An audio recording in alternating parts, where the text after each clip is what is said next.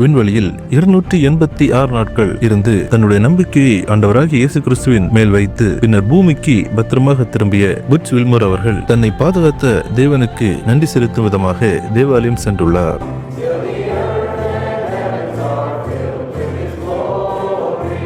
கடந்த ஞாயிற்றுக்கிழமை அன்று அமெரிக்காவின் பசதீனா டெக்சாஸ் பகுதியில் அமைந்துள்ள புரோவிடன்ஸ் பேப்டிஸ்ட் சர்ச் என்ற கிறிஸ்தவ தேவாலயத்திற்கு புட்ச் வில்மோர் அவர்கள் தன்னுடைய மனைவி மற்றும் 2 குழந்தைகளுடன் வந்திருந்தார். பின்னர் தேவாலய ஆராதனையில் முழுவதுமாக கலந்து தேவனுக்கு நன்றி செலுத்திவிட்டு அங்கு வந்திருந்த மக்களிடமும் தன்னுடைய சாட்சியை பற்றி பகிர்ந்து கூறினார். விண்வெளியில் சிக்கி தவித்த நாட்களில் ஆண்டவராகிய இயேசு கிறிஸ்துவின் மேல் தன்னுடைய விசுவாசத்தை வைத்து பூமிக்கு திரும்பிய பின்பு தேவாலயம் சென்று தேவனை மகிமைப்படுத்திய புட்ச் வில்மோர் அவரின் இந்த காட்சிகள் இயேசுவை மெய்யான தெய்வம் என்பதை தற்போது உலகிற்கு பறைசாற்றி வருகிறது. இந்த அருமையான காட்சிகளை தவறாமல் உங்கள் நண்பர்கள் அனைவருக்கும் பகிர்ந்து கொள்ளுங்கள். நம் தேவனுடைய நாமம் மகிமையடையட்டும். இந்த சேனலை சப்ஸ்கிரைப் செய்து கொள்ளுங்கள்.